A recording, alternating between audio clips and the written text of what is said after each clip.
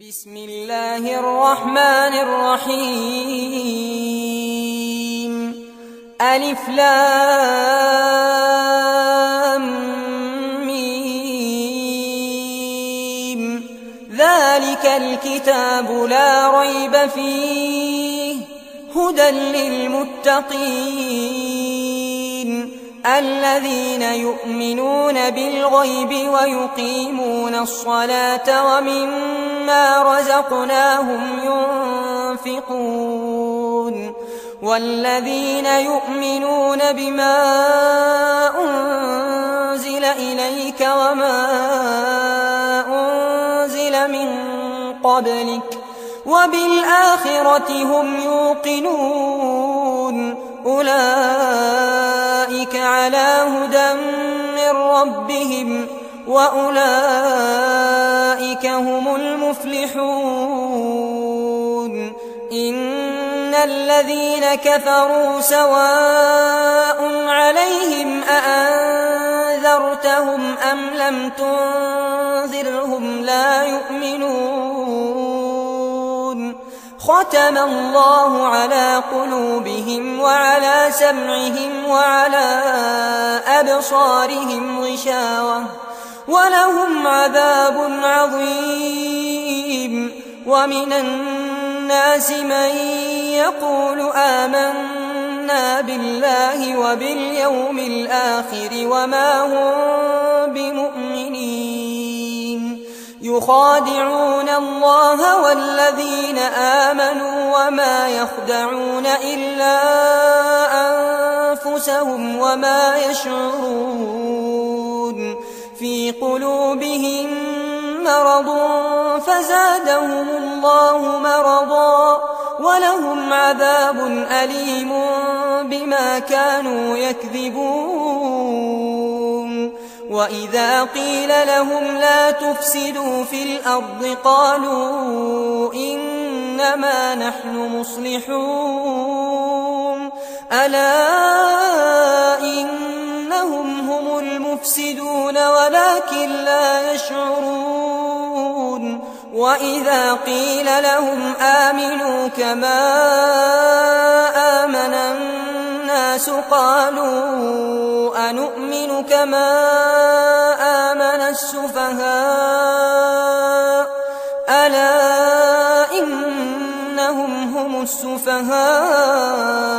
ولكن لا يعلمون. وإذا لقوا الذين آمنوا قالوا آمنا وإذا خلوا إلى شياطينهم قالوا إنا معكم إنما نحن مستهزئون. الله يستهزئ بهم ويمدهم في طغيانهم يعمهون. أولئك الذين اشتروا الضلالة بالهدى فما ربحت تجارتهم وما كانوا مهتدين. مثلهم كمثل الذي استوقد نارا فلما أضاءت ما حوله ذهب الله بنورهم وتركهم في ظلمات لا يبصرون. صم بكم عمي فهم لا يرجعون. أو كصيب من السماء فيه ظلمات ورعد وبرق يجعلون أصابعهم في آذانهم من الصواعق حذر الموت والله محيط بالكافرين. يكاد البرق يخطف أبصارهم كلما أضاء لهم مشوا فيه وإذا أظلم عليهم قاموا ولو شاء الله لذهب بسمعهم وأبصارهم إن الله على كل شيء قدير. يا أيها الناس اعبدوا ربكم الذي خلقكم والذين من قبلكم لعلكم تتقون الذي جعل لكم الأرض فراشا والسماء بناء وأنزل من السماء ماء فأخرج به من الثمرات رزقا لكم فلا تجعلوا لله أندادا وأنتم تعلمون وإن كنتم في ريب مما نزلنا على عبدنا فأتوا بسورة من مثله وادعوا شهداءكم من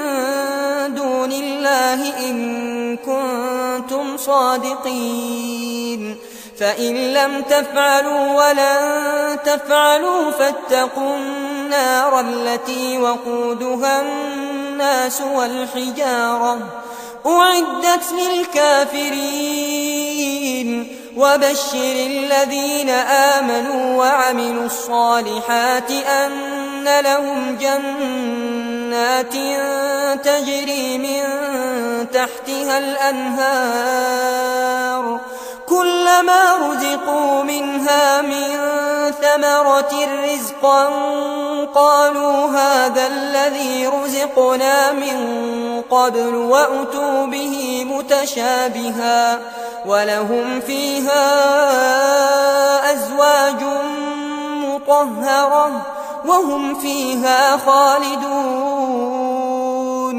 إن الله لا يستحيي أن يضرب مثلا ما بعوضة فما فوقها فأما الذين آمنوا فيعلمون أنه الحق من ربهم وأما الذين كفروا فيقولون ماذا أراد الله بهذا مثلا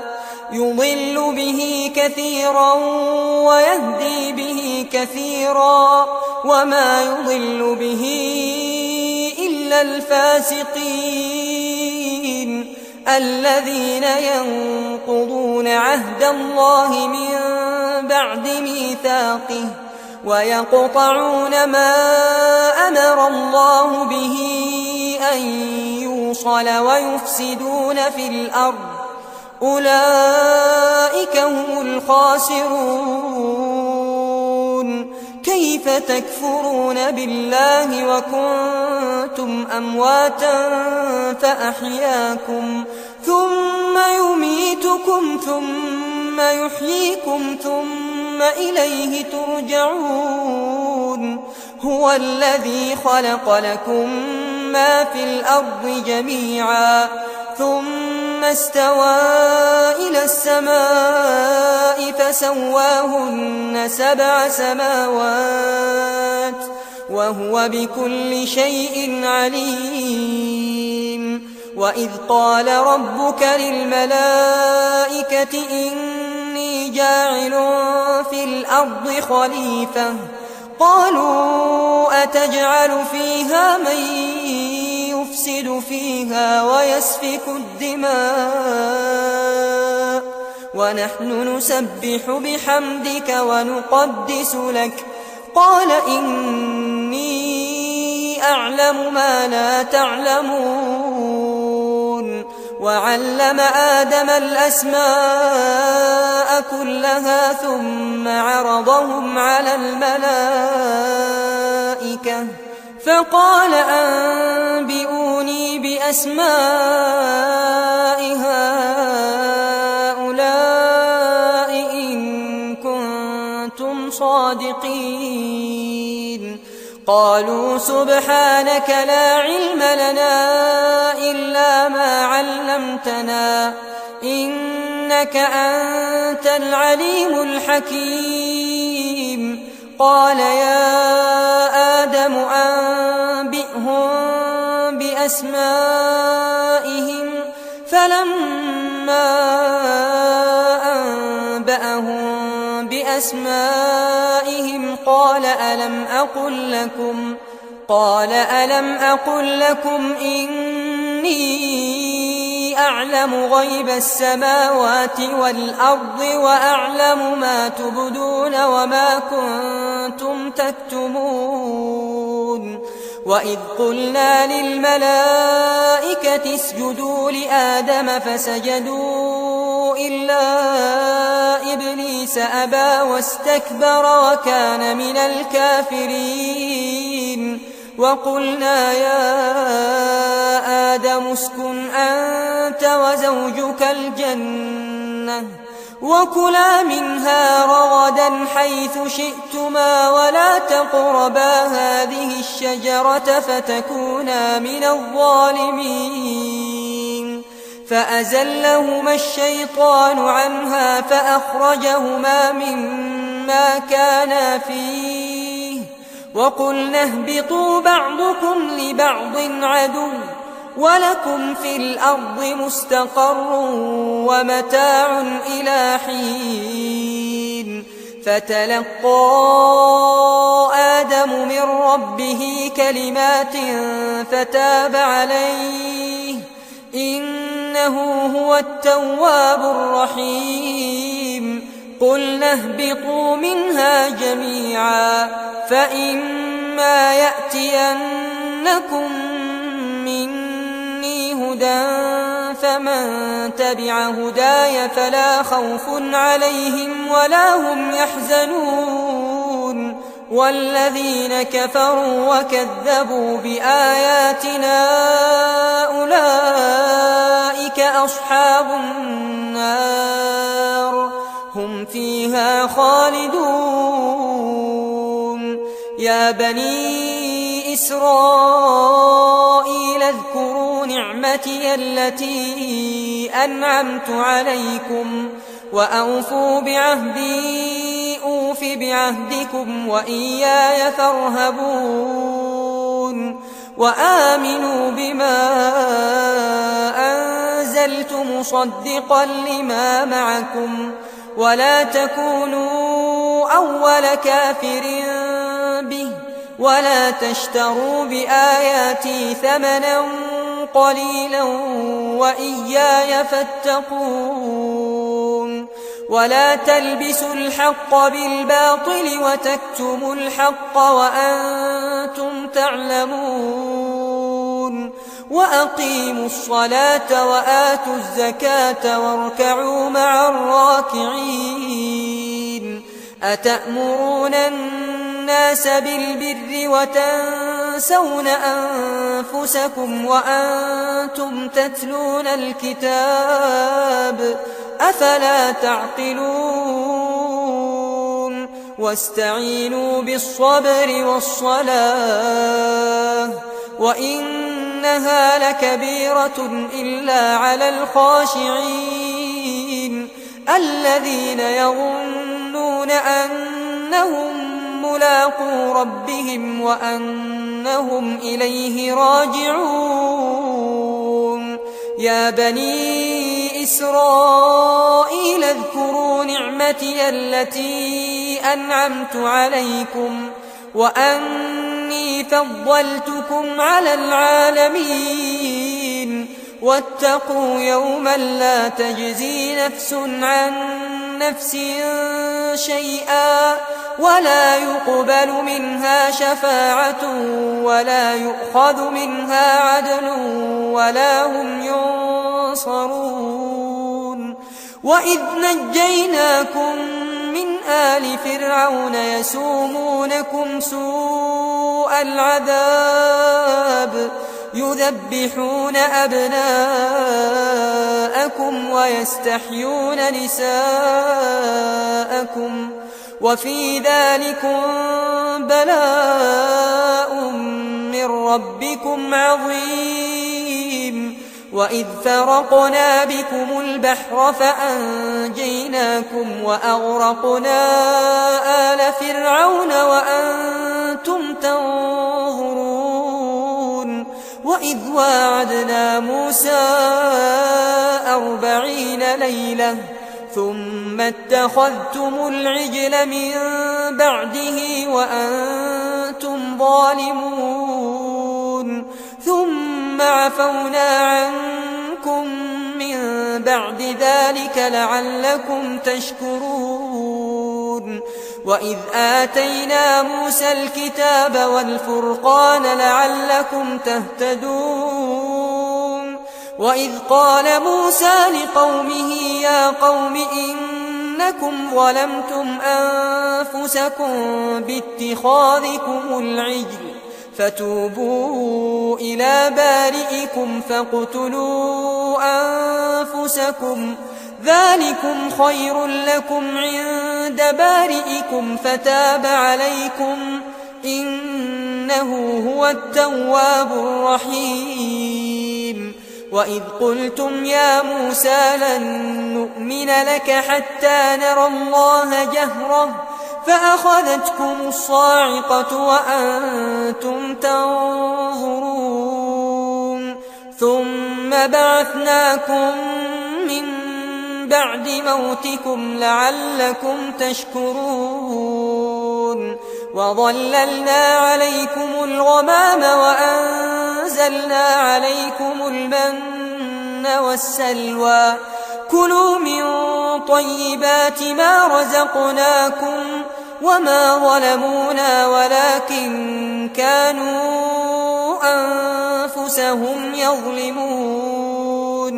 وإذ قلنا ادخلوا هذه القرية فكلوا منها حيث شئتم رغدا وادخلوا الباب سجدا وقولوا حطة نغفر لكم خطاياكم وسنزيد المحسنين فبدل الذين ظلموا قولا غير الذي قيل لهم فأنزلنا على الذين ظلموا رجزا من السماء بما كانوا يفسقون وإذ استسقى موسى لقومه فقلنا اضرب بعصاك الحجر فانفجرت منه 12 عينا قد علم كل أناس مشربهم كلوا واشربوا من رزق الله ولا تعثوا في الأرض مفسدين وإذ قلتم يا موسى لن نصبر على طعام واحد فادع لنا ربك يخرج لنا مما تنبت الأرض من بقلها وقثائها وفومها وعدسها وبصلها قال أتستبدلون الذي هو أدنى بالذي هو خير اهبطوا مصرا فإن لكم ما سألتم وضربت عليهم الذلة والمسكنة وباءوا بغضب من الله ذلك بأنهم كانوا يكفرون بآيات الله ويقتلون النبيين بغير الحق ذلك بما عصوا وكانوا يعتدون إن الذين آمنوا والذين هادوا والنصارى والصابئين من آمن بالله واليوم الآخر وعمل صالحا فلهم أجرهم عند ربهم ولا خوف عليهم ولا هم يحزنون وإذ أخذنا ميثاقكم ورفعنا فوقكم الطور خذوا ما آتيناكم بقوة واذكروا ما فيه لعلكم تتقون ثم توليتم من بعد ذلك فلولا فضل الله عليكم ورحمته لكنتم من الخاسرين ولقد علمتم الذين اعتدوا منكم في السبت فقلنا لهم كونوا قردة خاسئين فجعلناها نكالا لما بين يديها وما خلفها وموعظة للمتقين. وإذ قال موسى لقومه إن الله يأمركم أن تذبحوا بقرة قالوا أتتخذنا هزوا قال أعوذ بالله أن أكون من الجاهلين. قالوا ادع لنا ربك يبين لنا ما هي قال إنه يقول إنها بقرة لا فارض ولا بكر عوان بين ذلك فافعلوا ما تؤمرون. قالوا ادع لنا ربك يبين لنا ما لونها قال إنه يقول إنها بقرة صفراء فاقع لونها تسر الناظرين. قالوا ادع لنا ربك يبين لنا ما هي إن البقرة شابه علينا وإنا إن شاء الله لمهتدون. قال إنه يقول إنها بقرة لا ذلول تثير الأرض ولا تسقي الحرث مسلمة لا شية فيها. قالوا الآن جئت بالحق فذبحوها وما كادوا يفعلون. وإذ قتلتم نفسا فادارأتم فيها والله مخرج ما كنتم تكتمون. فقلنا اضربوه ببعضها كذلك يحيي الله الموتى ويريكم آياته لعلكم تعقلون. ثم قست قلوبكم من بعد ذلك فهي كالحجارة أو أشد قسوة وإن من الحجارة لما يتفجر منه الأنهار وإن منها لما يشقق فيخرج منه الماء وإن منها لما يهبط من خشية الله وما الله بغافل عما تعملون. أفتطمعون أن يؤمنوا لكم وقد كان فريق منهم يسمعون كلام الله ثم يحرفونه من بعد ما عقلوه وهم يعلمون. وإذا لقوا الذين آمنوا قالوا آمنا وإذا خلا بعضهم إلى بعض قالوا أتحدثونهم بما فتح الله عليكم ليحاجوكم به عند ربكم أفلا تعقلون. أولا يعلمون أن الله يعلم ما يسرون وما يعلنون. ومنهم أميون لا يعلمون الكتاب إلا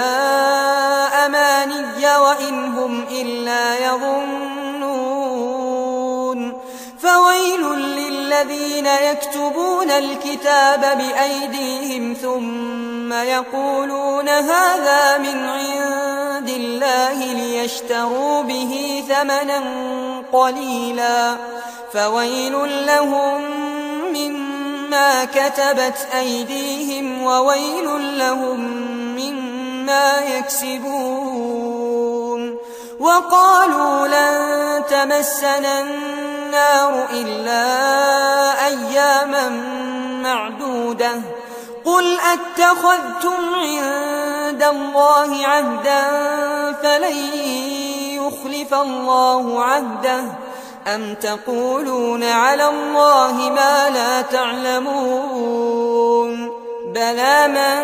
كسب سيئة وأحاطت به خطيئته فأولئك أصحاب النار هم فيها خالدون والذين آمنوا وعملوا الصالحات أولئك أصحاب الجنة هم فيها خالدون وإذ أخذنا ميثاق بني إسرائيل لا تعبدون إلا الله وبالوالدين إحسانا وذي القربى واليتامى والمساكين وقولوا للناس حسنا وأقيموا الصلاة وآتوا الزكاة ثم توليتم إلا قليلا منكم وأنتم معرضون وإذ أخذنا ميثاقكم لا تسفكون دماءكم ولا تخرجون أنفسكم من دياركم ثم أقررتم وأنتم تشهدون ثم أنتم هؤلاء تقتلون أنفسكم وتخرجون فريقا منكم من ديارهم تظاهرون عليهم بالإثم والعدوان وإن يأتوكم أسارى تفادوهم وهو محرم عليكم إخراجهم أفتؤمنون ببعض الكتاب وتكفرون ببعض فما جزاء من يفعل ذلك منكم إلا خزي في الحياة الدنيا ويوم القيامة يردون إلى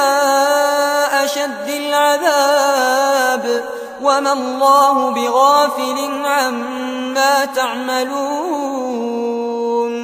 أولئك الذين اشتروا الحياة الدنيا بالآخرة فلا يخفف عنهم العذاب ولا هم ينصرون ولقد آتينا موسى الكتاب وقفينا من بعده بالرسل وآتينا عيسى ابن مريم البينات وأيدناه بروح القدس أفكلما جاءكم رسول بما لا تهوى أنفسكم استكبرتم ففريقا كذبتم وفريقا تقتلون وقالوا قلوبنا غلف بل لعنهم الله بكفرهم فقليلا ما يؤمنون ولما جاءهم كتاب من عند الله مصدق لما معهم وكانوا من قبل يستفتحون على الذين كفروا فلما جاءهم ما عرفوا كفروا به فلعنة الله على الكافرين بئس ما اشتروا به أنفسهم أن يكفروا بما أنزل الله بغيا أن ينزل الله من فضله على من يشاء من عباده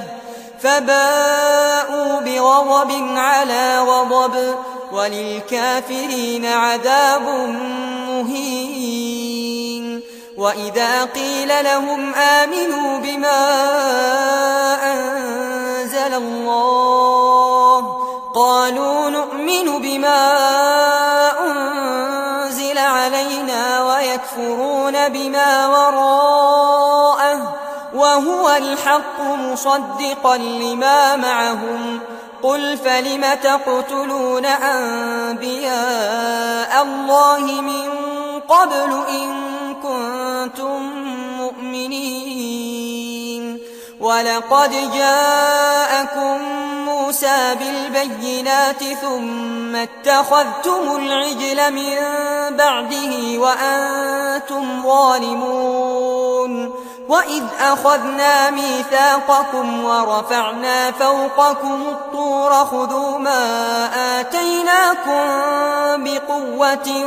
واسمعوا قالوا سمعنا وعصينا وأشربوا في قلوبهم العجل بكفرهم قل بئس ما يأمركم به إيمانكم إن كنتم مؤمنين قل إن كانت لكم الدار الآخرة عند الله خالصة من دون الناس فتمنوا الموت إن كنتم صادقين ولن يتمنوه أبدا بما قدمت أيديهم والله عليم بالظالمين ولتجدنهم أحرص الناس على حياة ومن الذين أشركوا يود أحدهم لو يعمر 1000 سنة وما هو بمزحزحه من العذاب أن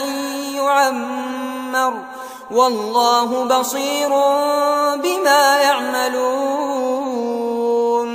قل من كان عدوا لجبريل فإنه نزله على قلبك بإذن الله مصدقا لما بين يديه وهدى وبشرى للمؤمنين من كان عدوا لله وملائكته ورسله وجبريل وميكال فإن الله عدو للكافرين ولقد أنزلنا إليك آيات بينات وما يكفر بها إلا الفاسقون أوكلما عاهدوا عهدا نبذه فريق منهم بل أكثرهم لا يؤمنون ولما جاءهم رسول من عند الله مصدق لما معهم نبذ فريق من الذين أوتوا الكتاب كتاب الله وراء ظهورهم كأنهم لا يعلمون واتبعوا ما تتلو الشياطين على ملك سليمان وما كفر سليمان ولكن الشياطين كفروا يعلمون الناس السحر وما أنزل على الملكين ببابل هاروت وماروت وما يعلمان من أحد حتى يقولا إنما نحن فتنة فلا تكفر فيتعلمون منهما ما يفرقون به بين المرء وزوجه وما هم بضارين به من أحد إلا بإذن الله ويتعلمون ما يضرهم ولا ينفعهم ولقد علموا لمن اشتراه ما له في الآخرة من خلاق ولبئس ما شروا به أنفسهم لو كانوا يعلمون ولو أنهم آمنوا واتقوا لمثوبة من عند الله خير لو كانوا يعلمون يا أيها الذين آمنوا لا تقولوا راعنا وقولوا انظرنا واسمعوا وللكافرين عذاب أليم ما يود الذين كفروا من أهل الكتاب ولا المشركين أن ينزل عليكم من خير من ربكم، والله يختص برحمته من يشاء، والله ذو الفضل العظيم. ما ننسخ من آية أو ننسها نأت بخير منها أو مثلها. ألم تعلم أن الله على كل شيء قدير؟ ألم تعلم أن الله له ملك السماوات والأرض، وما لكم من دون الله من ولي ولا نصير؟ أم تريدون أن تسألوا رسولكم كما سئل موسى من قبل؟ ومن يتبدل الكفر بالإيمان فقد ضل سواء السبيل. ود كثير من أهل الكتاب لو يردونكم من بعد إيمانكم كفارا حسدا من عند أنفسهم من بعد ما تبين لهم الحق، فاعفوا واصفحوا حتى يأتي الله بأمره، إن الله على كل شيء قدير. وأقيموا الصلاة وآتوا الزكاة، وما تقدموا لأنفسكم من خير تجدوه عند الله، إن الله بما تعملون بصير. وقالوا لن يدخل الجنة إلا من كان هودا أو نصارى، تلك أمانيهم، قل هاتوا برهانكم إن كنتم صادقين. بلى من أسلم وجهه لله وهو محسن فله أجره عند ربه ولا خوف عليهم ولا هم يحزنون. وقالت اليهود ليست النصارى على شيء، وقالت النصارى ليست اليهود على شيء، وهم يتلون الكتاب. كذلك قال الذين لا يعلمون مثل قولهم، فالله يحكم بينهم يوم القيامة فيما كانوا فيه يختلفون. ومن أظلم ممن منع مساجد الله أن يذكر فيها اسمه وسعى في خرابها، أولئك ما كان لهم أن يدخلوها إلا خائفين، لهم في الدنيا خزي ولهم في الآخرة عذاب عظيم. ولله المشرق والمغرب، فأينما تولوا فثم وجه الله، إن الله واسع عليم. وقالوا اتخذ الله ولدا، سبحانه، بل له ما في السماوات والأرض، كل له قانتون. بديع السماوات والأرض، وإذا قضى أمرا فإنما يقول له كن فيكون. وقال الذين لا يعلمون لولا يكلمنا الله أو تأتينا آية، كذلك قال الذين من قبلهم مثل قولهم تشابهت قلوبهم، قد بينا الآيات لقوم يوقنون. إنا أرسلناك بالحق بشيرا ونذيرا، ولا تسأل عن أصحاب الجحيم ولن ترضى عنك اليهود ولا النصارى حتى تتبع ملتهم قل إن هدى الله هو الهدى ولئن اتبعت أهواءهم بعد الذي جاءك من العلم ما لك من الله من ولي ولا نصير الذين آتيناهم الكتاب يتلونه حق تلاوته أولئك يؤمنون به ومن يكفر به فأولئك هم الخاسرون يا بني إسرائيل اذكروا نعمتي التي أنعمت عليكم وأني فضلتكم على العالمين واتقوا يوما لا تجزي نفس عن نفس شيئا ولا يقبل منها عدل ولا تنفعها شفاعة ولا هم ينصرون وإذ ابتلى إبراهيم ربه بكلمات فأتمهن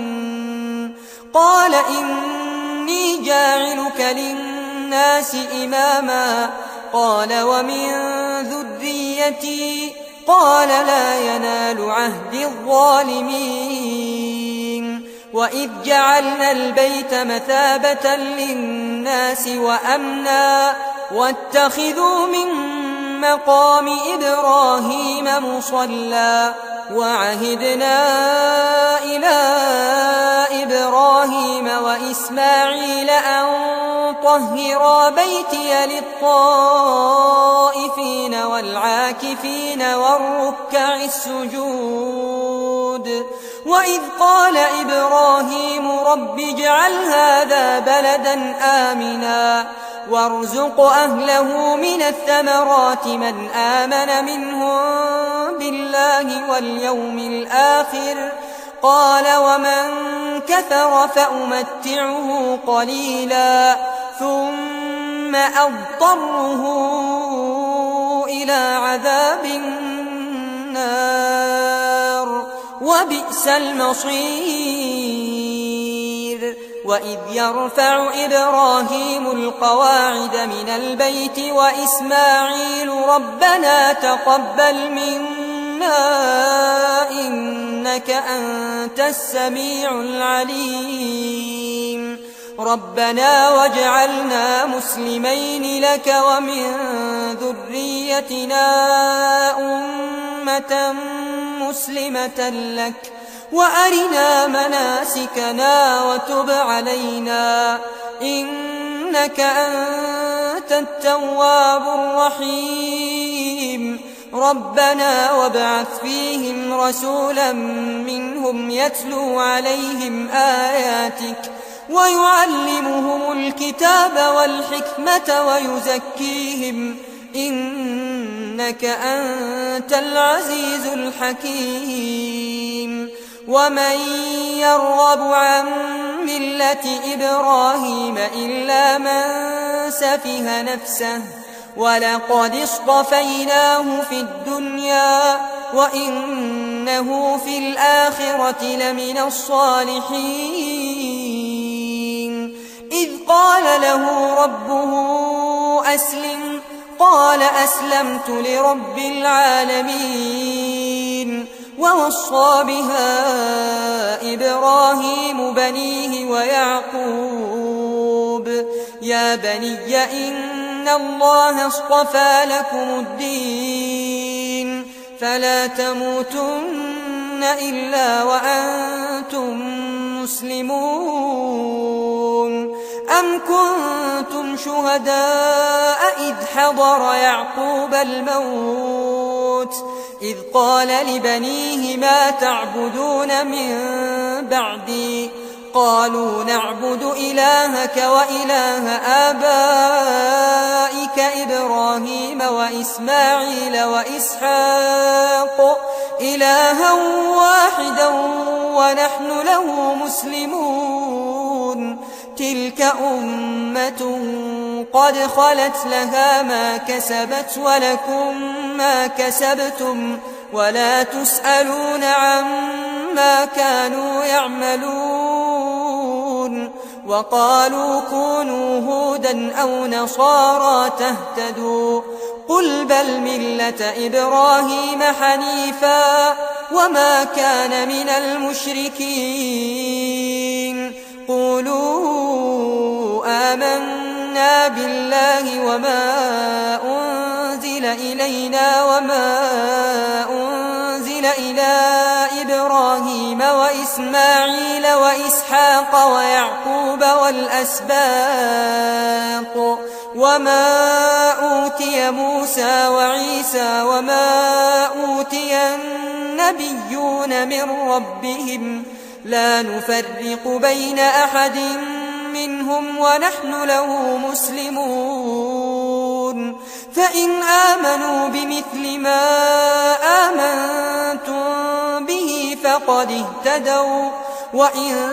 تولوا فإنما هم في شقاق فسيكفيكهم الله وهو السميع العليم صبغة الله ومن أحسن من الله صبغة ونحن له عابدون قل أتحاجوننا في الله وهو ربنا وربكم ولنا أعمالنا ولكم أعمالكم ونحن له مخلصون أم تقولون إن إبراهيم وإسماعيل وإسحاق ويعقوب والأسباط كانوا هودا أو نصارى قل أأنتم أعلم أم الله ومن أظلم ممن كتم شهادة عنده من الله وما الله بغافل عما تعملون تلك أمة قد خلت لها ما كسبت ولكم ما كسبتم ولا تسألون عما كانوا يعملون سيقول السفهاء من الناس ما ولاهم عن قبلتهم التي كانوا عليها قل لله المشرق والمغرب يهدي من يشاء إلى صراط مستقيم وكذلك جعلناكم أمة وسطا لتكونوا شهداء على الناس ويكون الرسول عليكم شهيدا وما جعلنا القبلة التي كنت عليها إلا لنعلم من يتبع الرسول ممن ينقلب على عقبيه وإن كانت لكبيرة إلا على الذين هدى الله وما كان الله ليضيع إيمانكم إن الله بالناس لرءوف رحيم قد نرى تقلب وجهك في السماء فلنولينك قبلة ترضاها فول وجهك شطر المسجد الحرام وحيث ما كنتم فولوا وجوهكم شطره وإن الذين أوتوا الكتاب ليعلمون أنه الحق من ربهم وما الله بغافل عما يعملون ولئن أتيت الذين أوتوا الكتاب بكل آية ما تبعوا قبلتك وما أنت بتابع قبلتهم وما بعضهم بتابع قبلة بعض ولئن اتبعت أهواءهم من بعد ما جاءك من العلم إنك إذا لمن الظالمين الذين آتيناهم الكتاب يعرفونه كما يعرفون أبناءهم وإن فريقا منهم ليكتمون الحق وهم يعلمون الحق من ربك فلا تكونن من الممترين ولكل وجهة هو موليها فاستبقوا الخيرات أينما تكونوا يأت بكم الله جميعا إن الله على كل شيء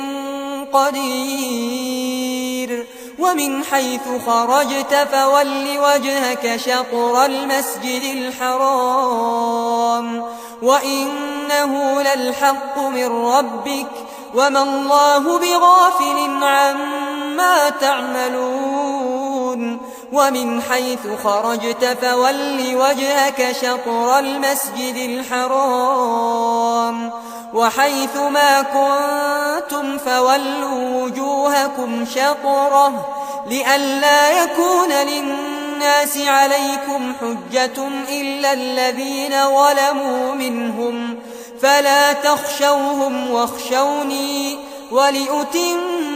نعمتي عليكم ولعلكم تهتدون كما أرسلنا فيكم رسولا منكم يتلو عليكم آياتنا ويزكيكم ويعلمكم الكتاب والحكمة ويعلمكم ما لم تكونوا تعلمون فاذكروني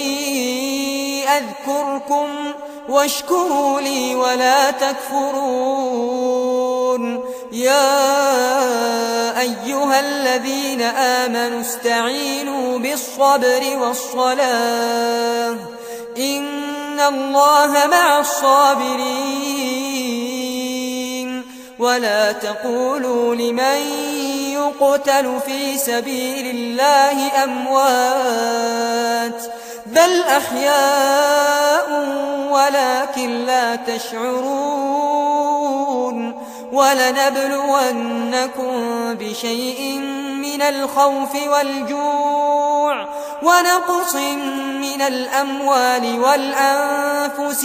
والثمرات وبشر الصابرين الذين إذا أصابتهم مصيبة قالوا إنا لله وإنا إليه راجعون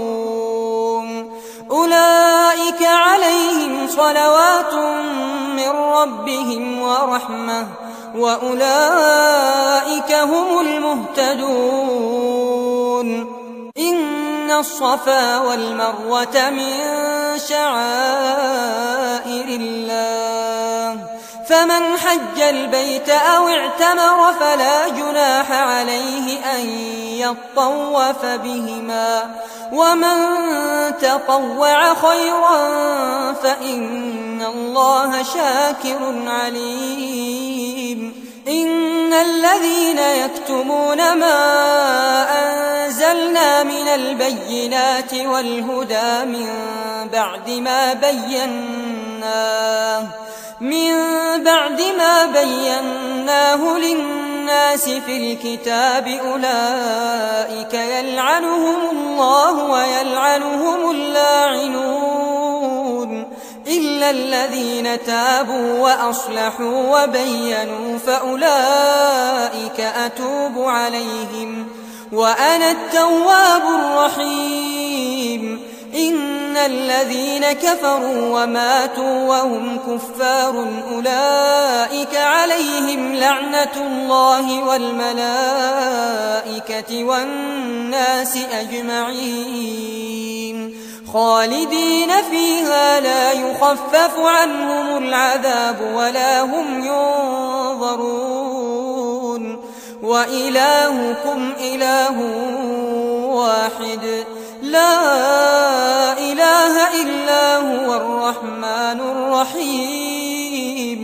إن في خلق السماوات والأرض واختلاف الليل والنهار والفلك التي تجري في البحر بما ينفع الناس وما أنزل الله من السماء من ماء فأحيا به الأرض بعد موتها وبث فيها من كل دابة وتصريف الرياح والسحاب المسخر بين السماء والأرض لآيات لقوم يعقلون ومن الناس من يتخذ من دون الله أندادا يحبونهم كحب الله والذين آمنوا أشد حبا لله ولو يرى الذين ظلموا إذ يرون العذاب أن القوة لله جميعا وأن الله شديد العذاب إذ تبرأ الذين اتبعوا من الذين اتبعوا ورأوا العذاب وتقطعت بهم الأسباب وقال الذين اتبعوا لو أن لنا كرة فنتبرأ منهم كما تبرأوا منا كذلك يريهم الله أعمالهم حسرات عليهم وما هم بخارجين من النار يا أيها الناس كلوا مما في الأرض حلالا طيبا ولا تتبعوا خطوات الشيطان إنه لكم عدو مبين إنما يأمركم بالسوء والفحشاء وأن تقولوا على الله ما لا تعلمون وإذا قيل لهم اتبعوا ما أنزل الله قالوا بل نتبع ما ألفينا عليه آباءنا أولو كان آباؤهم لا يعقلون شيئا ولا يهتدون ومثل الذين كفروا كمثل الذي ينعق بما لا يسمع إلا دعاء ونداء صم بكم عمي فهم لا يعقلون يا أيها الذين آمنوا كلوا من طيبات ما رزقناكم واشكروا لله إن كنتم إياه تعبدون إنما حرم عليكم الميتة والدم ولحم الخنزير وما أهل به لغير الله فمن اضطر غير باغ ولا عاد فلا إثم عليه إن الله غفور رحيم إن الذين يكتمون ما أنزل الله من الكتاب ويشترون به ثمنا قليلا أولئك ما يأكلون في بطونهم إلا النار ولا يكلمهم الله يوم القيامة ولا يزكيهم ولهم عذاب أليم أولئك أولئك الذين اشتروا الضلالة بالهدى والعذاب بالمغفرة فما أصبرهم على النار ذلك بأن الله نزل الكتاب بالحق وإن الذين اختلفوا في الكتاب لفي شقاق بعيد ليس البر أن تولوا وجوهكم قبل المشرق والمغرب ولكن البر من آمن بالله واليوم الآخر والملائكة والكتاب والنبيين وآتى المال على حبه ذوي القربى واليتامى والمساكين وابن السبيل والسائلين وفي الرقاب وأقام الصلاة وآتى الزكاة والموفون بعهدهم إذا عاهدوا والصابرين في البأساء والضراء وحين البأس أولئك الذين صدقوا وأولئك هم المتقون يا أيها الذين آمنوا كتب عليكم القصاص في القتلى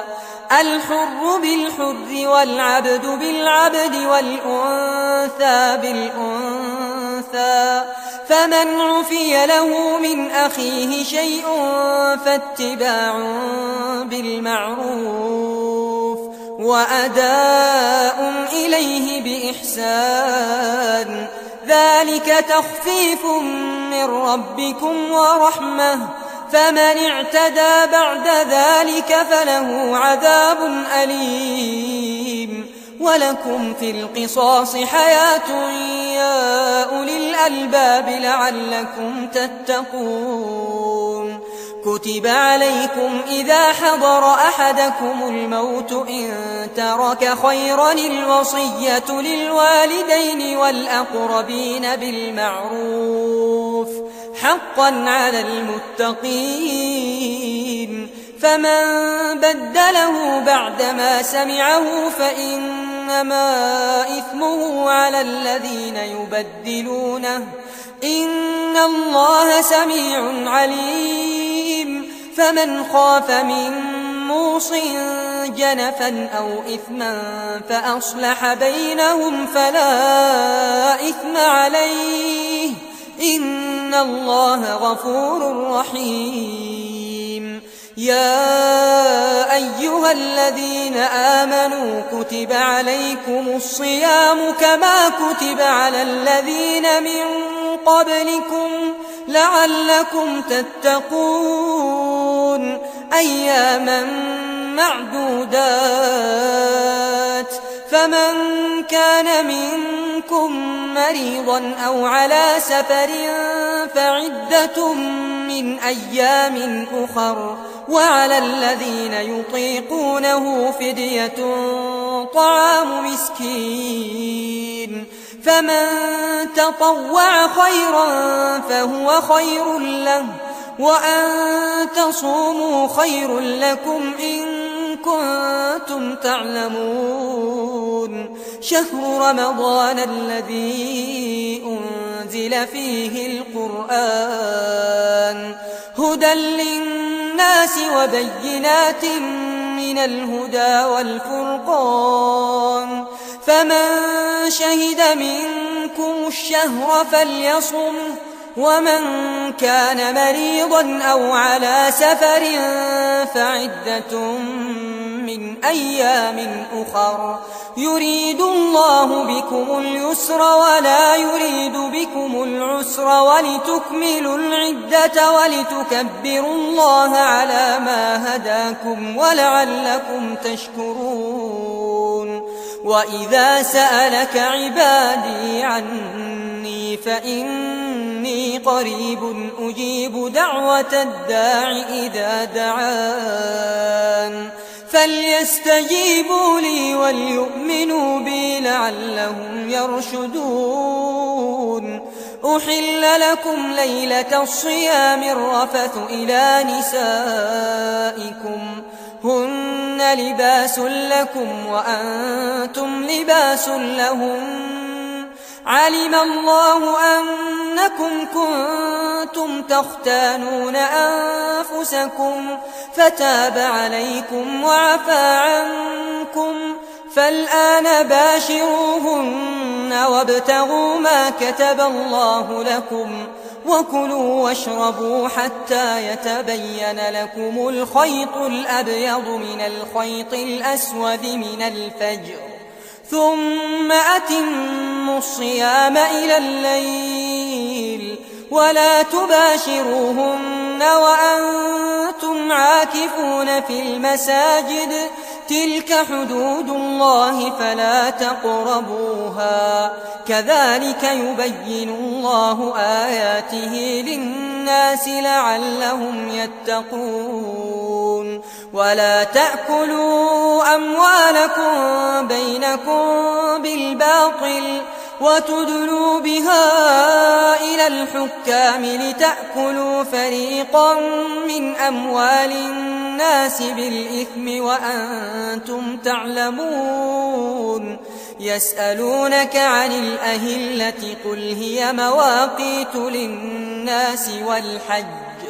وليس البر بأن تأتوا البيوت من ظهورها ولكن البر من اتقى وأتوا البيوت من أبوابها واتقوا الله لعلكم تفلحون وقاتلوا في سبيل الله الذين يقاتلونكم ولا تعتدوا إن الله لا يحب المعتدين وقتلوهم حيث ثقفتموهم وأخرجوهم من حيث أخرجوكم والفتنة أشد من القتل ولا تقاتلوهم عند المسجد الحرام حتى يقاتلوكم فيه فإن قاتلوكم فاقتلوهم كذلك جزاء الكافرين فإن انتهوا فإن الله غفور رحيم وقاتلوهم حتى لا تكون فتنة ويكون الدين لله فإن انتهوا فلا عدوان إلا على الظالمين الشهر الحرام بالشهر الحرام والحرمات قصاص فمن اعتدى عليكم فاعتدوا عليه بمثل ما اعتدى عليكم واتقوا الله واعلموا أن الله مع المتقين وأنفقوا في سبيل الله ولا تلقوا بأيديكم إلى التهلكة وأحسنوا إن الله يحب المحسنين وأتموا الحج والعمرة لله فإن أحصرتم فما استيسر من الهدي ولا تحلقوا رؤوسكم حتى يبلغ الهدي محله فمن كان منكم مريضا أو به أذى من رأسه ففدية من صيام أو صدقة أو نسك فإذا أمنتم فمن تمتع بالعمرة إلى الحج فما استيسر من الهدي فمن لم يجد فصيام 3 أيام في الحج و7 إذا رجعتم تلك 10 كاملة ذلك لمن لم يكن أهله حاضر المسجد الحرام واتقوا الله واعلموا أن الله شديد العقاب الحج أشهر معلومات فمن فرض فيهن الحج فلا رفث ولا فسوق ولا جدال في الحج وما تفعلوا من خير يعلمه الله وتزودوا فإن خير الزاد التقوى واتقون يا أولي الألباب ليس عليكم جناح أن تبتغوا فضلا من ربكم فإذا أفضتم من عرفات فاذكروا الله عند المشعر الحرام واذكروه كما هداكم وإن كنتم من قبله لمن الضالين ثم أفيضوا من حيث أفاض الناس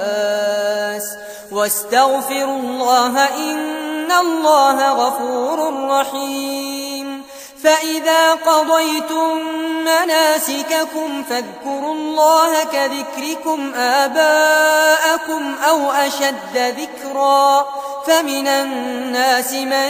يقول ربنا آتنا في الدنيا وما له في الآخرة من خلاق ومنهم من يقول ربنا آتنا في الدنيا حسنة وفي الآخرة حسنة وقنا عذاب النار أولئك لهم نصيب مما كسبوا والله سريع الحساب واذكروا الله في أيام معدودات فمن تعجل في يومين فلا إثم عليه ومن تأخر فلا إثم عليه لمن اتقى واتقوا الله واعلموا أنكم إليه تحشرون ومن الناس من يعجبك قوله في الحياة الدنيا ويشهد الله على ما في قلبه وهو ألد الخصام وإذا تولى سعى في الأرض ليفسد فيها ويهلك الحرث والنسل والله لا يحب الفساد وإذا قيل له اتق الله أخذته العزة بالإثم فحسبه جهنم ولبئس المهاد ومن الناس من يشري نفسه ابتغاء مرضات الله والله رؤوف بالعباد يا أيها الذين آمنوا ادخلوا في السلم كافة ولا تتبعوا خطوات الشيطان إنه لكم عدو مبين فإن زللتم من بعد ما جاءتكم البينات فاعلموا أن الله عزيز حكيم هل ينظرون إلا أن يأتيهم الله في ظلل من الغمام والملائكة وقضي الأمر وإلى الله ترجع الأمور سل بني إسرائيل كم آتيناهم من آية بينة ومن يبدل نعمة الله من بعد ما جاءته فإن الله شديد العقاب زين للذين كفروا الحياة الدنيا ويسخرون من الذين آمنوا والذين اتقوا فوقهم يوم القيامة والله يرزق من يشاء بغير حساب كان الناس أمة واحدة فبعث الله النبيين مبشرين ومنذرين وأنزل معهم الكتاب بالحق ليحكم بين الناس فيما اختلفوا فيه وما اختلف فيه إلا الذين أوتوه من بعد ما جاءتهم البينات بغيا بينهم فهدى الله الذين آمنوا لما اختلفوا فيه من الحق بإذنه والله يهدي من يشاء إلى صراط مستقيم أم حسبتم أن تدخلوا الجنة ولما يأتكم مثل الذين خلوا من قبلكم مستهم البأساء والضراء وزلزلوا حتى يقول الرسول والذين آمنوا معه متى نصر الله ألا إن نصر الله قريب يسألونك ماذا ينفقون قل ما أنفقتم من خير فللوالدين والأقربين واليتامى والمساكين وابن السبيل وما تفعلوا من خير فإن الله به عليم كتب عليكم القتال وهو كره لكم وعسى أن تكرهوا شيئا وهو خير لكم وعسى أن تحبوا شيئا وهو شر لكم والله يعلم وأنتم لا تعلمون يسألونك عن الشهر الحرام قتال فيه قل قتال فيه كبير وصد عن سبيل الله وكفر به والمسجد الحرام وإخراج أهله منه أكبر عند الله والفتنة أكبر من القتل ولا يزالون يقاتلونكم حتى يردوكم عن دينكم إن استطاعوا ومن يرتدد منكم عن دينه فيمت وهو كافر فأولئك حبطت أعمالهم في الدنيا والآخرة وأولئك أصحاب النار هم فيها خالدون إن الذين آمنوا والذين هاجروا وجاهدوا في سبيل الله أولئك يرجون رحمة الله والله غفور رحيم يسألونك عن الخمر والميسر قل فيهما إثم كبير ومنافع للناس وإثمهما أكبر من نفعهما ويسألونك ماذا ينفقون قل العفو كذلك يبين الله لكم الآيات لعلكم تتفكرون في الدنيا والآخرة ويسألونك عن اليتامى قل إصلاح لهم خير وإن تخالطوهم فإخوانكم والله يعلم المفسد من المصلح ولو شاء الله لأعنتكم إن الله عزيز حكيم ولا تنكحوا المشركات حتى يؤمنوا ولأمة مؤمنة خير من مشركة ولو أعجبتكم ولا تنكحوا المشركين حتى يؤمنوا ولعبد مؤمن خير من مشرك ولو أعجبكم أولئك يدعون إلى النار والله يدعو إلى الجنة والمغفرة بإذنه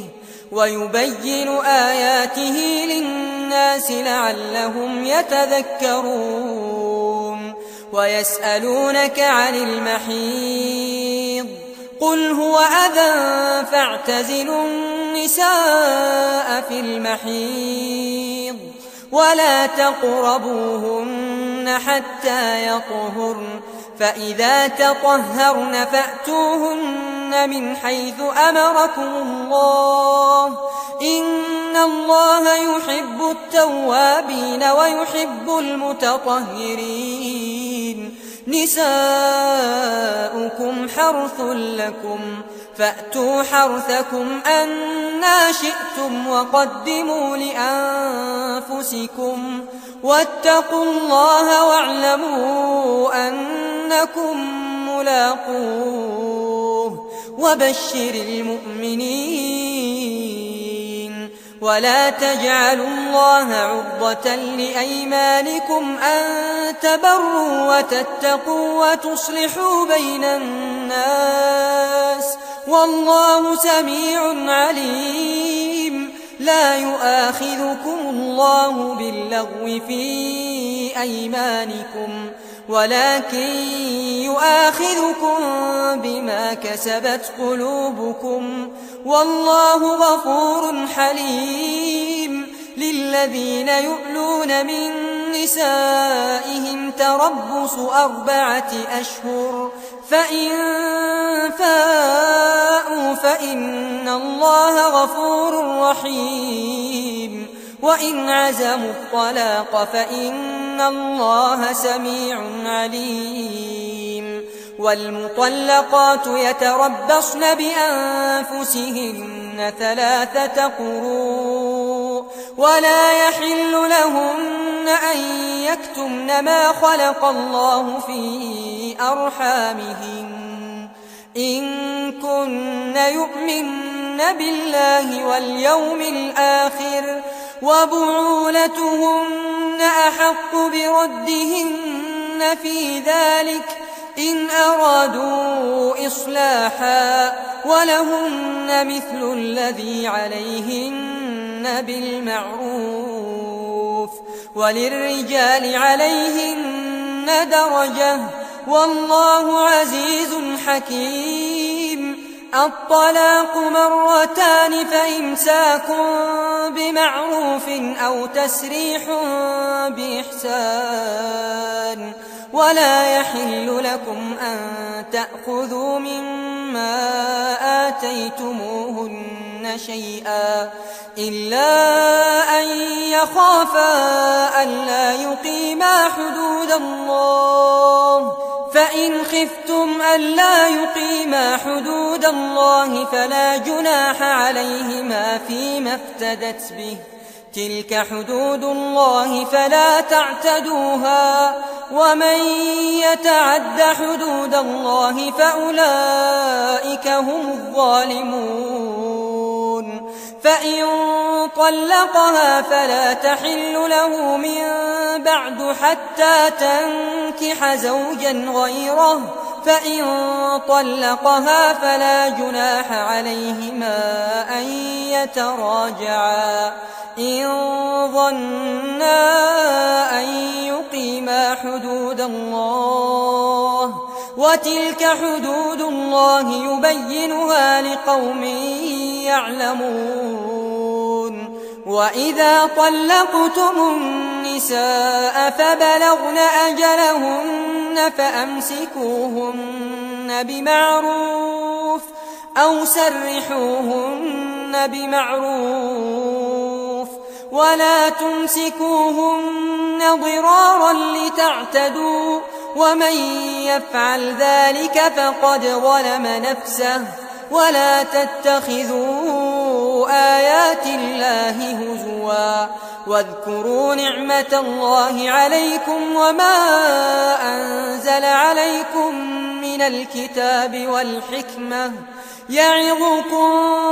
به واتقوا الله واعلموا أن الله بكل شيء عليم وإذا طلقتم النساء فبلغن أجلهن فلا تعضلوهن أن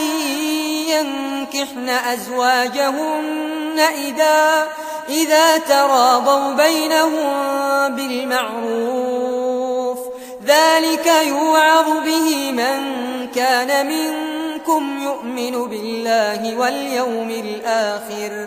ذلكم أزكى لكم وأطهر، والله يعلم وأنتم لا تعلمون. والوالدات يرضعن أولادهن حولين كاملين لمن أراد أن يتم الرضاعة، وعلى المولود له رزقهن وكسوتهن بالمعروف، لا تكلف نفس إلا وسعها، لا تضار والدة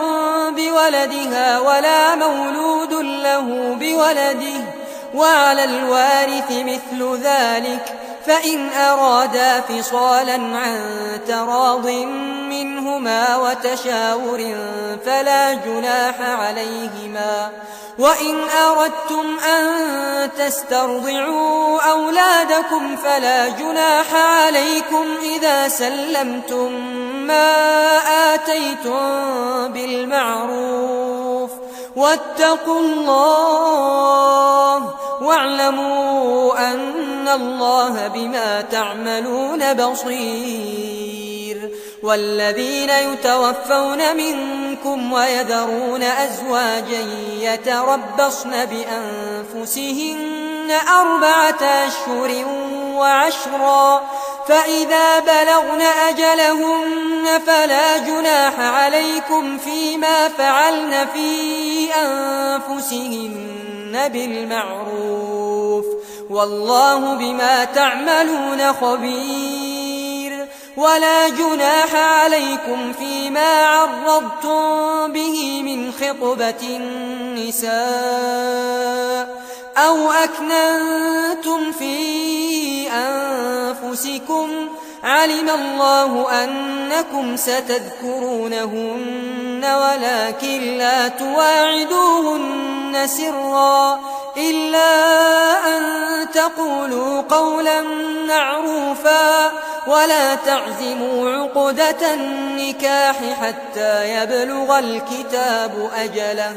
واعلموا أن الله يعلم ما في أنفسكم فاحذروه، واعلموا أن الله غفور حليم. لا جناح عليكم إن طلقتم النساء ما لم تمسوهن أو تفرضوا لهن فريضة، ومتعوهن على الموسع قدره وعلى المقتر قدره متاعا بالمعروف حقا على المحسنين. وإن طلقتموهن من قبل أن تمسوهن وقد فرضتم لهن فريضة فنصف ما فرضتم إلا أن يعفون أو يعفو الذي بيده عقدة النكاح، وأن تعفوا أقرب للتقوى، ولا تنسوا الفضل بينكم، إن الله بما تعملون بصير. حافظوا على الصلوات والصلاة الوسطى وقوموا لله قانتين، فإن خفتم فرجالا أو ركبانا، فإذا أمنتم فاذكروا الله كما علمكم ما لم تكونوا تعلمون. والذين يتوفون منكم ويذرون أزواجا وصية لأزواجهم متاعا إلى الحول غير إخراج، فإن خرجن فلا جناح عليكم فيما فعلن في أنفسهن من معروف والله عزيز حكيم. وللمطلقات متاع بالمعروف حقا على المتقين كذلك يبين الله لكم آياته لعلكم تعقلون. ألم تر إلى الذين خرجوا من ديارهم وهم ألوف حذر الموت فقال لهم الله موتوا ثم أحياهم إن الله لذو فضل على الناس ولكن أكثر الناس لا يشكرون. وقاتلوا في سبيل الله واعلموا أن الله سميع عليم. من ذا الذي يقرض الله قرضا حسنا فيضاعفه له أضعافا كثيرة والله يقبض ويبسط وإليه ترجعون. ألم تر إلى الملأ من بني إسرائيل من بعد موسى إذ قالوا لنبي له ابعث لنا ملكا نقاتل في سبيل الله قال هل عسيتم إن كتب عليكم القتال ألا تقاتلوا قالوا وما لنا ألا نقاتل في سبيل الله وقد أخرجنا من ديارنا وأبنائنا فلما كتب عليهم القتال تولوا إلا قليلا منهم والله عليم بالظالمين. وقال لهم نبيهم إن الله قد بعث لكم طالوت ملكا قالوا أنى يكون له الملك علينا ونحن أحق بالملك منه ولم يؤت سعة من المال قال إن الله اصطفاه عليكم وزاده بسطة في العلم والجسم والله يؤتي ملكه من يشاء والله واسع عليم. وقال لهم نبيهم إن آية ملكه أن يأتيكم التابوت فيه سكينة من ربكم وبقية مما ترك آل موسى وآل هارون تحمله الملائكة إن في ذلك لآية لكم إن كنتم مؤمنين. فلما فصل طالوت بالجنود قال إن الله مبتليكم بنهر فمن شرب منه فليس مني ومن لم يطعمه فإنه مني إلا من اغترف غرفة بيده فشربوا منه إلا قليلا منهم فلما جاوزه هو والذين آمنوا معه قالوا لا طاقة لنا اليوم بجالوت وجنوده قال الذين يظنون أنهم ملاقو الله كم من فئة قليلة غلبت فئة كثيرة بإذن الله والله مع الصابرين. ولما برزوا لجالوت وجنوده قالوا ربنا أفرغ علينا صبرا وثبت أقدامنا وانصرنا على القوم الكافرين فهزموهم بإذن الله. وقتل داود جالوت وآتاه الله الملك والحكمة وعلمه مما يشاء ولولا دفع الله الناس بعضهم ببعض لفسدت الأرض ولكن الله ذو فضل على العالمين. تلك آيات الله نتلوها عليك بالحق وإنك لمن المرسلين. تلك الرسل فضلنا بعضهم على بعض منهم من كلم الله ورفع بعضهم درجات وآتينا عيسى ابن مريم البينات وأيدناه بروح القدس ولو شاء الله ما اقتتل الذين من بعدهم من بعد ما جاءتهم البينات ولكن اختلفوا فمنهم من آمن ومنهم من كفر ولو شاء الله ما اقتتلوا ولكن الله يفعل ما يريد. يا أيها الذين آمنوا أنفقوا مما رزقناكم من قبل أن يأتي يوم لا بيع فيه ولا خلة ولا شفاعة والكافرون هم الظالمون. الله لا إله إلا هو الحي القيوم لا تأخذه سنة ولا نوم له ما في السماوات وما في الأرض. من ذا الذي يشفع عنده إلا بإذنه يعلم ما بين أيديهم وما خلفهم ولا يحيطون بشيء من علمه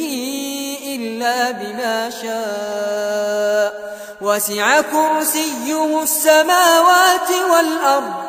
ولا يئوده حفظهما وهو العلي العظيم. لا إكراه في الدين قد تبين الرشد من الغي فمن يكفر بالطاغوت ويؤمن بالله فقد استمسك بالعروة الوثقى لا انفصام لها والله سميع عليم. الله ولي الذين آمنوا يخرجهم من الظلمات إلى النور والذين كفروا أولياؤهم الطاغوت يخرجونهم من النور إلى الظلمات أولئك أصحاب النار هم فيها خالدون. ألم تر إلى الذي حاج إبراهيم في ربه أن آتاه الله الملك إذ قال إبراهيم ربي الذي يحيي ويميت قال أنا أحيي وأميت قال إبراهيم فإن الله يأتي بالشمس من المشرق فأت بها من المغرب فبهت الذي كفر والله لا يهدي القوم الظالمين. أو كالذي مر على قرية وهي خاوية على عروشها قال أنى يحيي هذه الله بعد موتها فأماته الله 100 عام ثم بعثه قال كم لبثت قال لبثت يوما أو بعض يوم قال بل لبثت 100 عام فانظر إلى طعامك وشرابك لم يتسنه وانظر إلى حمارك ولنجعلك آية للناس وانظر إلى العظام كيف ننشزها ثم نكسوها لحما فلما تبين له قال أعلم أن الله على كل شيء قدير. وإذ قال إبراهيم رب أرني كيف تحيي الموتى قال أولم تؤمن قال بلى ولكن ليطمئن قلبي قال فخذ 4 من الطير فصرهن إليك ثم اجعل على كل جبل منهن جزءا ثم ادعهن يأتينك سعيا واعلم أن الله عزيز حكيم. مثل الذين ينفقون أموالهم في سبيل الله كمثل حبة أنبتت 7 سنابل في كل سنبلة 100 حبة والله يضاعف لمن يشاء والله واسع عليم. الذين ينفقون أموالهم في سبيل الله ثم لا يتبعون ما أنفقوا منا ولا أذى لهم أجرهم عند ربهم ولا خوف عليهم ولا هم يحزنون. قول معروف ومغفرة خير من صدقة يتبعها أذى والله غني حليم. يا أيها الذين آمنوا لا تبطلوا صدقاتكم بالمن والأذى كالذي ينفق ماله رئاء الناس ولا يؤمن بالله واليوم الآخر فمثله كمثل صفوان عليه تراب فأصابه وابل فتركه صلدا لا يقدرون على شيء مما كسبوا والله لا يهدي القوم الكافرين. ومثل الذين ينفقون أموالهم ابتغاء مرضات الله وتثبيتا من أنفسهم كمثل جنة بربوة أصابها وابل فآتت أكلها ضعفين فإن لم يصبها وابل فطل والله بما تعملون بصير. أيود أحدكم أن تكون له جنة من نخيل وأعناب تجري من تحتها الأنهار له فيها من كل الثمرات وأصابه الكبر وله ذرية ضعفاء فأصابها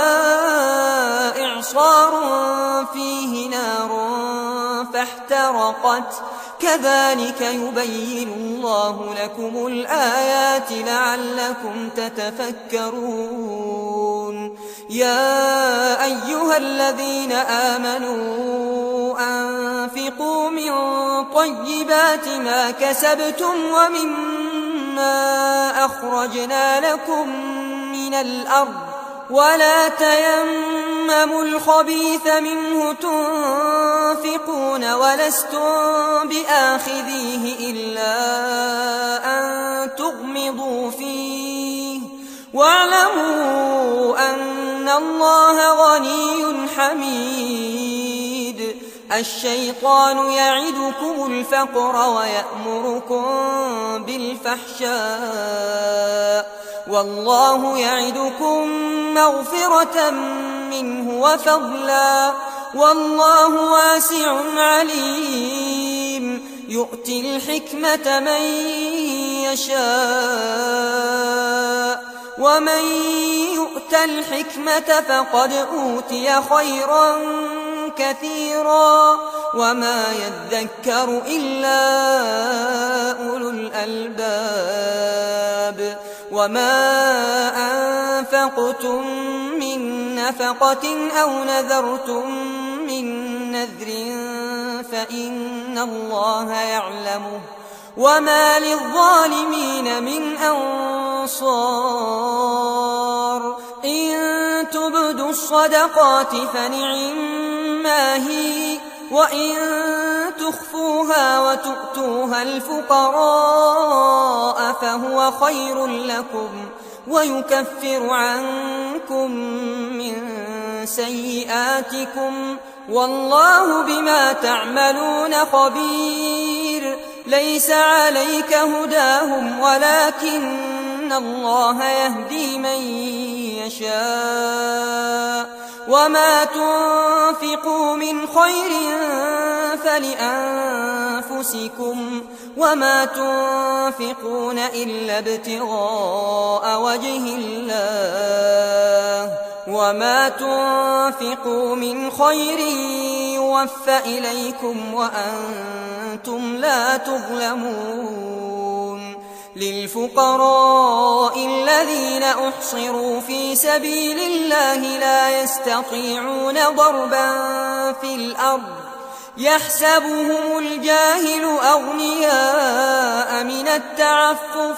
تعرفهم بسيماهم لا يسألون الناس إلحافا وما تنفقوا من خير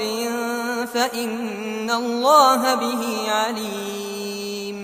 الذين ينفقون أموالهم بالليل والنهار سرا وعلانية فلهم أجرهم عند ربهم ولا خوف عليهم ولا هم يحزنون الذين يأكلون الربا لا يقومون إلا كما يقوم الذي يتخبطه الشيطان من المس ذلك بأنهم قالوا إنما البيع مثل الربا وأحل الله البيع وحرم الربا فمن جاءه موعظة من ربه فانتهى فله ما سلف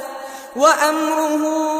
إلى الله ومن عاد فأولئك أصحاب النار هم فيها خالدون يمحق الله الربا ويربي الصدقات والله لا يحب كل كفار أثيم إن الذين آمنوا وعملوا الصالحات وأقاموا الصلاة وآتوا الزكاة لهم أجرهم عند ربهم ولا خوف عليهم ولا هم يحزنون يا أيها الذين آمنوا اتقوا الله وذروا ما بقي من الربا إن كنتم مؤمنين فإن لم تفعلوا فأذنوا بحرب من الله ورسوله وإن تبتم فلكم رؤوس أموالكم لا تظلمون ولا تظلمون وإن كان ذو عسرة فنظرة إلى ميسرة وأن تصدقوا خير لكم إن كنتم تعلمون واتقوا يوما ترجعون فيه إلى الله ثم توفى كل نفس ما كسبت وهم لا يظلمون يا أيها الذين آمنوا إذا تداينتم بدين إلى أجل مسمى فاكتبوه وليكتب بينكم كاتب بالعدل ولا يأب كاتب أن يكتب كما علمه الله فليكتب وليملل الذي عليه الحق وليتق الله ربه ولا يبخس منه شيئا، فإن كان الذي عليه الحق سفيها أو ضعيفا أو لا يستطيع أن يمل هو فليملل وليه بالعدل، واستشهدوا شهيدين من رجالكم، فإن لم يكونا رجلين فرجل وامرأتان ممن ترضون من الشهداء أن تضل إحداهما فتذكر إحداهما الأخرى، ولا يأبى الشهداء إذا ما دعوا، ولا تسأموا أن تكتبوه صغيرا أو كبيرا إلى أجله، ذلكم أقسط عند الله وأقوم للشهادة وأدنى ألا ترتابوا، إلا أن تكون تجارة حاضرة تديرونها بينكم، فليس عليكم جناح ألا تكتبوها، وأشهدوا إذا تبايعتم، ولا يضار كاتب ولا شهيد، وإن تفعلوا فإنه فسوق بكم، واتقوا الله ويعلمكم الله، والله بكل شيء عليم. وإن كنتم على سفر ولم تجدوا كاتبا فرهان مقبوضة، فإن أمن بعضكم بعضا فليؤدي الذي اؤتمن أمانته وليتق الله ربه، ولا تكتموا الشهادة، ومن يكتمها فإنه آثم قلبه، والله بما تعملون عليم. لله ما في السماوات وما في الأرض، وإن تبدوا ما في أنفسكم أو تخفوه يحاسبكم به الله، فيغفر لمن يشاء ويعذب من يشاء، والله على كل شيء قدير. آمن الرسول بما أنزل إليه من ربه والمؤمنون كل آمن بالله وملائكته وكتبه ورسله لا نفرق بين أحد من رسله، وقالوا سمعنا وأطعنا غفرانك ربنا وإليك المصير. لا يكلف الله نفسا إلا وسعها، لها ما كسبت وعليها ما اكتسبت، ربنا لا تؤاخذنا إن نسينا أو أخطأنا، ربنا ولا تحمل علينا إصرا كما حملته على الذين من قبلنا، ربنا ولا تحملنا ما لا طاقة لنا به،